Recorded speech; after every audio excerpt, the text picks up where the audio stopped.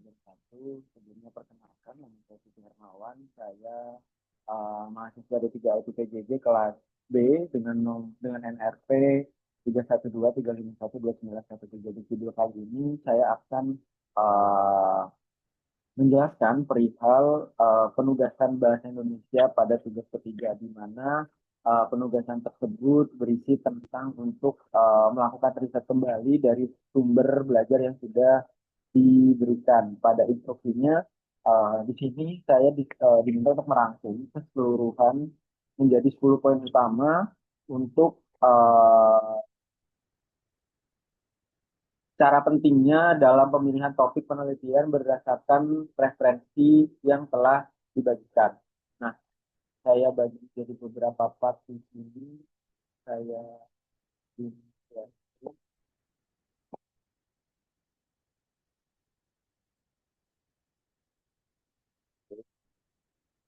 Nah, di sini sudah saya bagikan menjadi 10 part, di mana yang pertama itu adalah pilih topik yang paling menarik untuk Anda kembangkan. Nah, ketertarikan ini nantinya akan bisa berkembang sesuai dengan topik yang sudah Anda pilih. Dan yang kedua itu adalah pertimbangkan antara relevansi dan juga signifikasinya. Pilih topik yang pembahasan isu-isunya itu cukup memberikan kontribusi bermakna pada bidang studinya. Jadi yang masih relatable dengan bidang studi Anda. Jadi kayak contohnya, misal saya berada di prodi informatika, teknologi informasi, sorry, mungkin penugas penugasannya mungkin nanti akan bisa saya pilih yang masih seputar atau relatable dengan uh, prodi saya.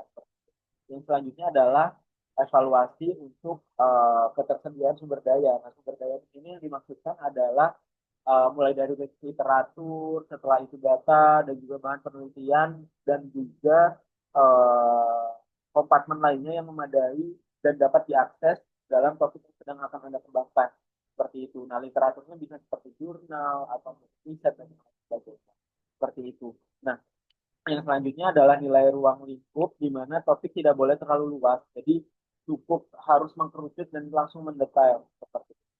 Nah, yang selanjutnya adalah pertimbangkan latar belakang akademik dan keahlian Anda. Nah, di sini pemilihan topik yang selaras dengan pengetahuan dan keterampilan Anda untuk memfasilitasi penelitian yang lebih efektif. Nah, itu dimaksudkan agar penelitiannya itu tidak terlalu bertele-tele.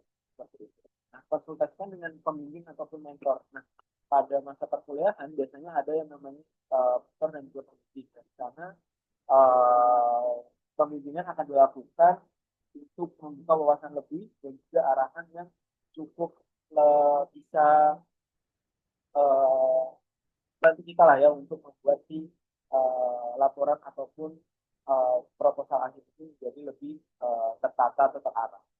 Nah, yang selanjutnya adalah peninjauan literatur yang ada dan identifikasi celahnya. Dalam penelitian ini, analisis itu sangat penting untuk menemukan area yang belum eksplorasi atau aspek yang memerlukan penyelidikan lebih lanjut. Jadi yang dimaksudkan adalah ketika kalian melakukan sebuah uh,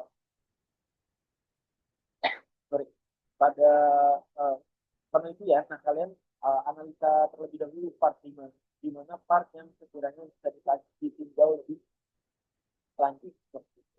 Selanjutnya adalah pertimbangkan kelayakan penelitian.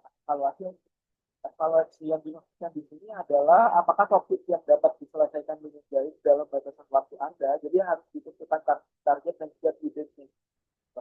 Dan yang selanjutnya adalah nilai potensi dampak penelitian Anda. Jadi pertimbangan ini jadi sangat penting. Jadi kenapa bisa dibilang sangat penting? Ini berisi bagaimana temuan Anda mungkin nanti berkontribusi pada bidang ataupun ketercapaian pada masyarakat, faktor penggunaannya. Dan yang selanjutnya, yang paling terakhir ini adalah pastikan topik memenuhi persyaratan secara akademik, karena memang dari level-level pendidikan itu mempunyai tarafnya masing seperti itu, di mana uh, memang harus selaras ya dengan persyaratan program, departemen ataupun yang sudah kita. Jadi mungkin seperti itu penjelasan dari saya. Saya ucapkan terima kasih. Wassalamualaikum warahmatullahi wabarakatuh.